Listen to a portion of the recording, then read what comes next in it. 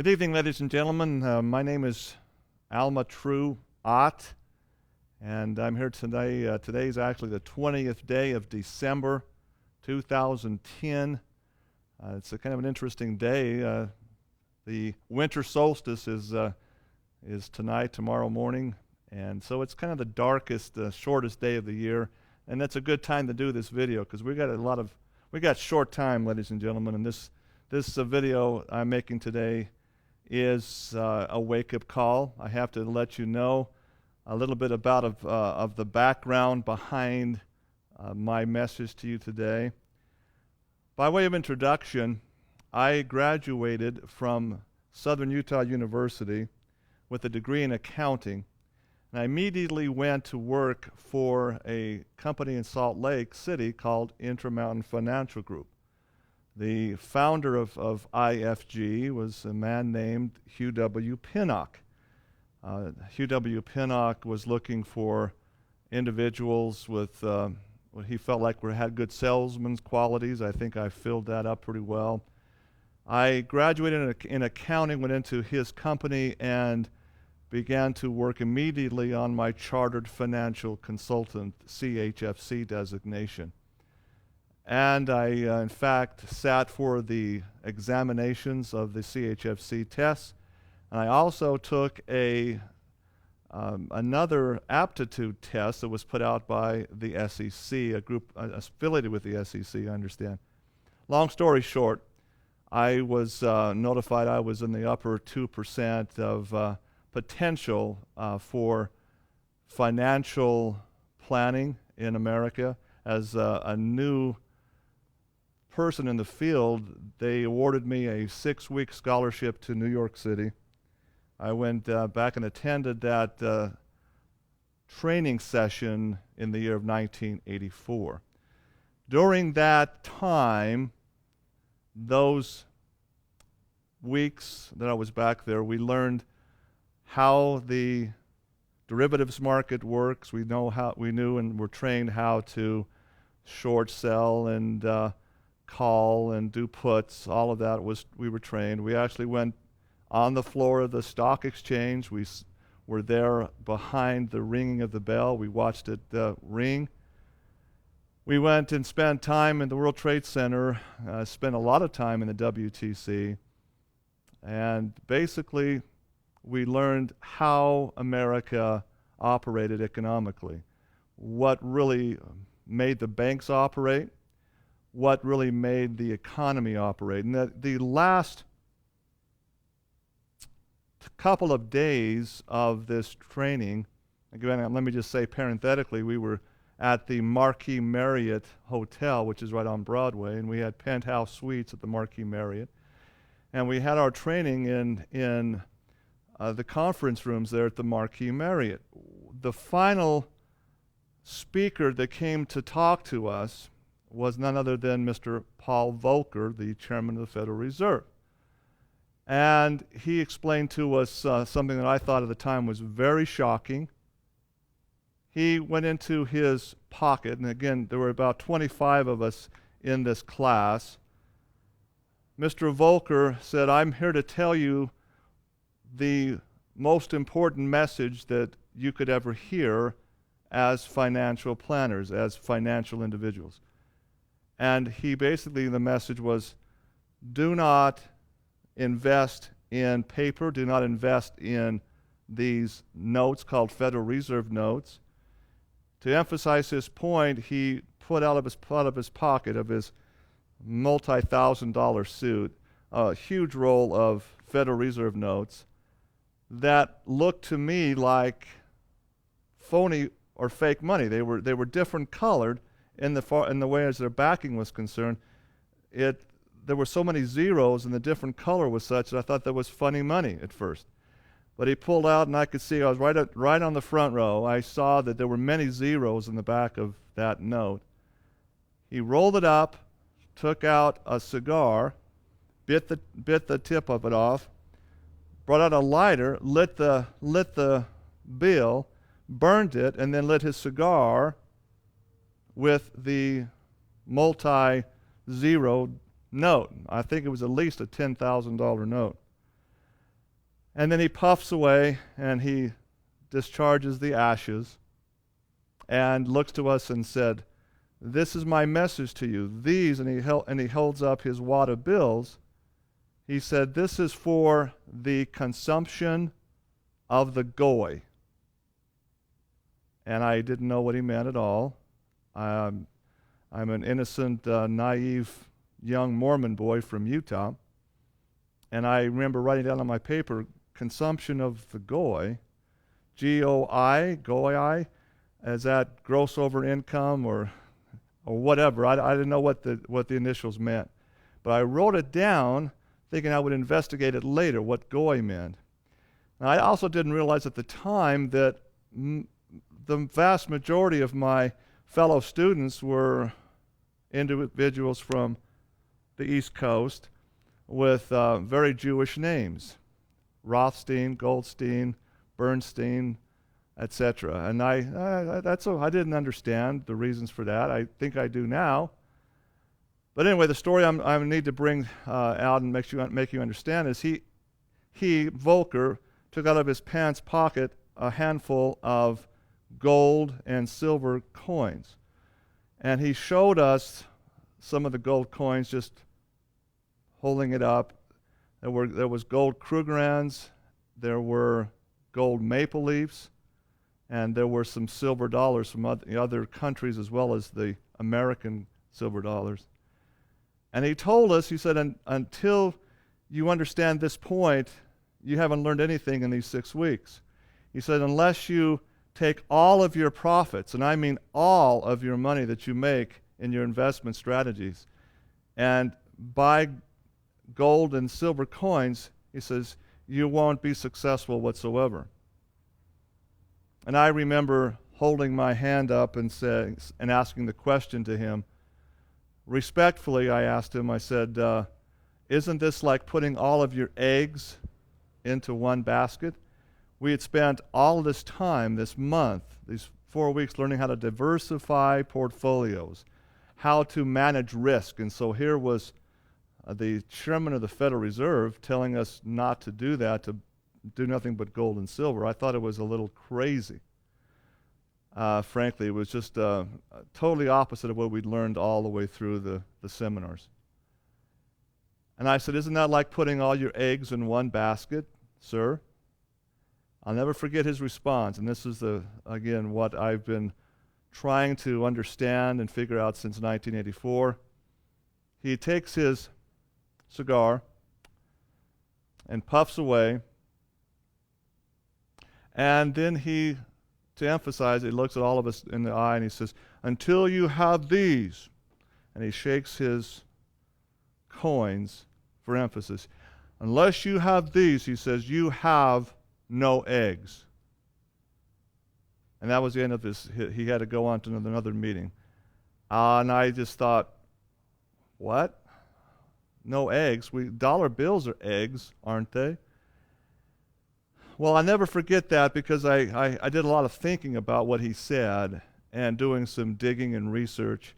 And I had a problem with, when I understood what he was really trying to tell us, advising my customers, my clients, one way to invest in paper and to invest in stocks and bonds, etc., and mutual funds. Why do that when I should be telling them just to buy gold and buy silver? But, it's not a fancy thing to do. It's not glamorous. There's not a lot of big returns in silver and gold, obviously. But I'll never forget that counsel he gave me, because he also said, part and parcel, that he talked to this group which he looked at to be the upcoming elite of Wall Street, where he told them that the Federal Reserve had the power to make this dollar bill worthless. Any of these bills could make them worthless immediately. They had the ability to do that. Thus, he said, it's for the consumption of the goy. And since that time, I've learned that the term goy is a Yiddish term which just means human livestock or subhuman cattle. It's a slang word, and I I didn't understand that then. I understand it now. So to consume, is it for the goy in their view to use it as a consuming medium, or is it meant to destroy the goy or to consume the goy themselves? That's a question I'll leave up to the listener tonight. But that's the exact words that Volcker told me and 23 other young people. It is for the consumption of the goy. I'm here to tell you, ladies and gentlemen, that since that day in 1984, I have written manuscripts. I've researched at least 20, 25 years on the subject of money, what to look for as far as international finance, to kind of give warning signs as to what the Federal Reserve is up to, what the Federal Reserve note will do. And so I'm making this video to tell you what I believe is going to happen in the next 6 months. Maybe we might have a year, but I don't think we have much longer than a year before the Federal Reserve absolutely pulls the value of the dollar bill. So this is what I'm calling this presentation tonight, the bursting debt bubble. And I really do submit to you, ladies and gentlemen, that it is the greatest danger America could ever face. And I'll explain to you why. Now, we don't, I say we, my friends and family, we are doing something to solve the problem. And we're doing this video tonight, ladies and gentlemen, to tell you what I just perceive to be truth. Now, if you don't want to believe it, that's your option, that's your right. I just want to encourage everybody that's listening to this and watching this to check out my story, check out my facts, check out my figures, and then you decide for yourself if that's what you want to do. So I have to issue a warning to you, ladies and gentlemen. I'll do this right up front. I'm the first one to tell you that this video, this presentation, is going to be highly controversial. It's going to go completely against the standard thinking of most people in this country. And yes, because of that, it's probably going to be quite highly offensive. There's going to be people watching this that are going to be angry. They're going to be upset. So I would say viewer discretion is advised. This may well cause anxiety and may well cause sleepless nights to those viewers who just aren't prepared to handle the truth.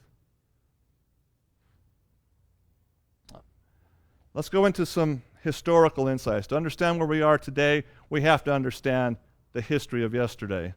Let me go back and explain to you where the concept of using paper money first began. I'm sure you might find this interesting. I did. Dateline, October of the year 1690. Back then, the colonial government, the Bay Colony of Massachusetts, the colonial Bay Colony, faced a very grave fiscal crisis at that point. Its militia soldiers were returning from a raiding expedition to the French city of Quebec, and they would come back defeated. They came back with nothing to show for their march and their expedition, but they had a promise that they would receive, the group of militia would receive a total of 7,000 British pounds sterling. Knowing that these are some of the best fighting men of the colony, they were most able-bodied men, and they were tired, they were angry, they were hungry. When politicians were to face them, they didn't want to tell them, we have no sterling silver to give to you. We have no coins.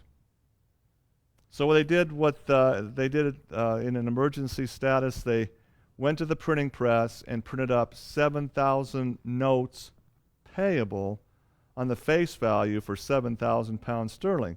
And they gave this script, as it was called back then, to the soldiers. And they were promised that they would be reimbursed the full amount within 2 years. In fact, here's exactly what the promises were.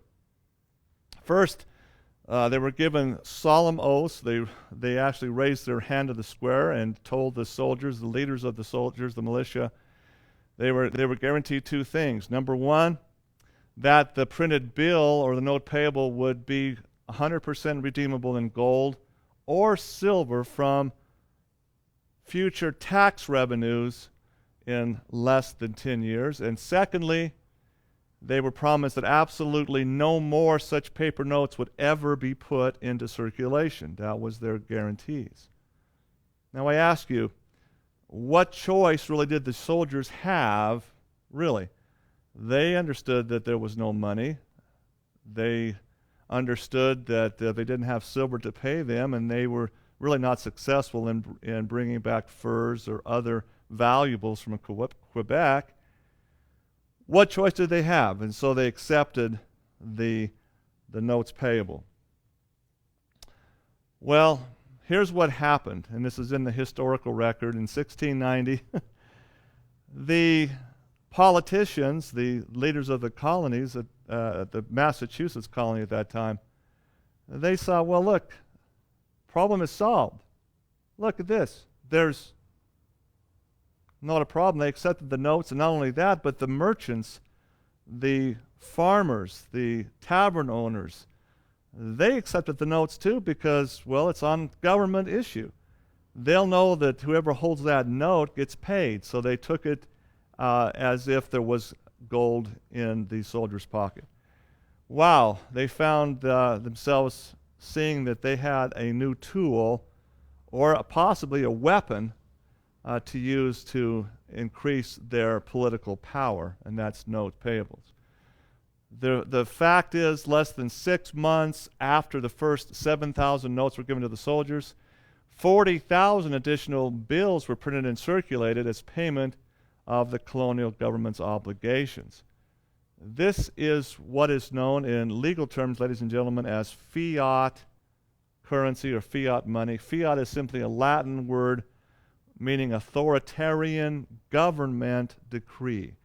These notes were only viable because a ruling body, a government authority, had said that they were of value. That's the term of fiat. All right, if we look at the screen, early money mechanics, if you look closely, there's a little K right past the N in money. I call it monkey mechanics because you're monkeying around with things you shouldn't be monkeying with. Okay, so the second wave of bills went out.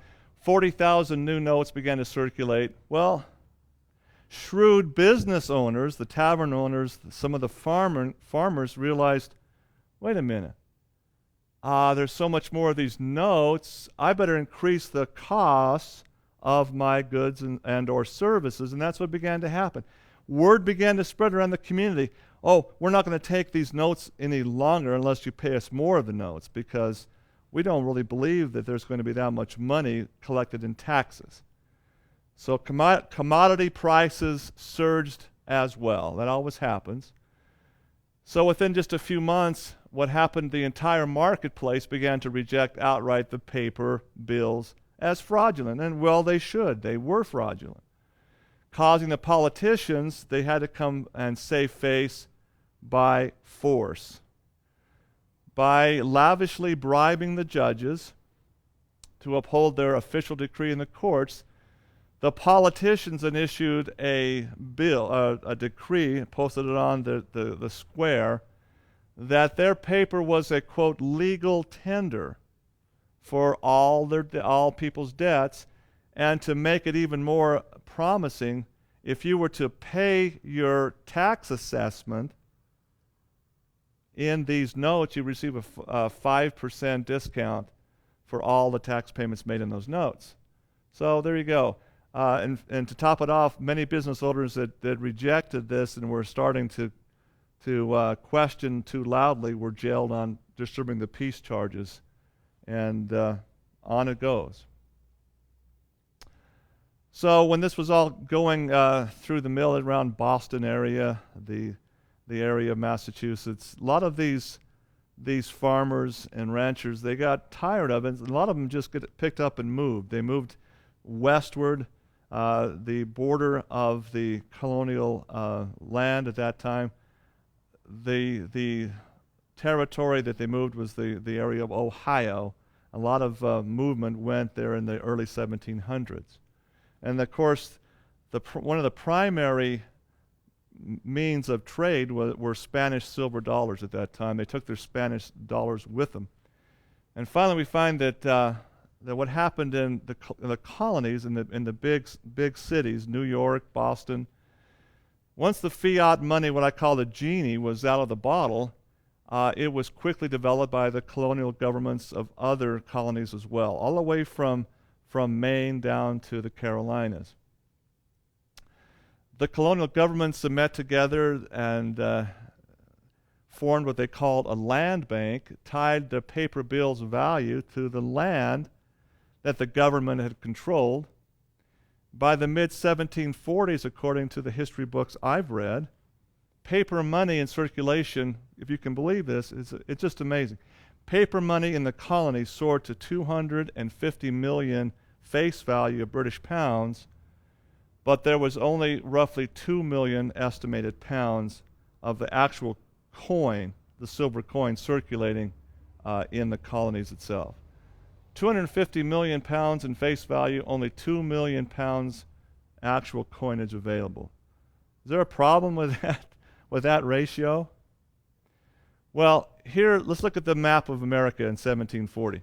We see the colonies there in the right, in the red or kind of pink. The blue area is the territory recognized to be owned by France. And then we see down in the south, Florida, we see Texas, the southwest of New Mexico, Arizona, part of Colorado, and some of Utah.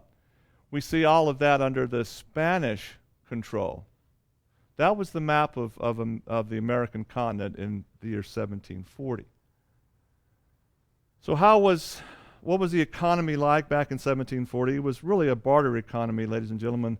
You have so many of the traders coming in to the Indians. The Indians had trade routes with the Spanish, the Iroquois nation, the Mohawk nation.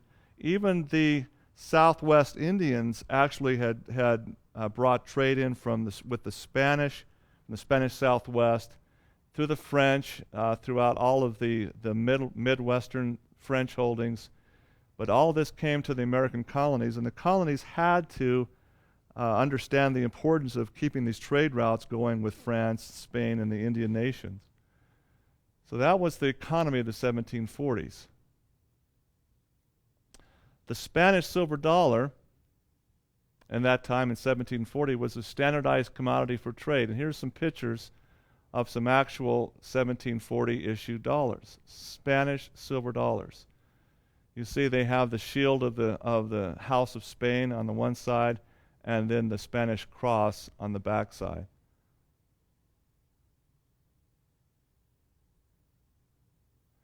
The question is, why Spanish silver dollars? Why was this the premier standard of barter in the colonies? Well, simply because you have to realize Spain had preceded Great Britain and even France in North America by over 200 years. They were here so much earlier.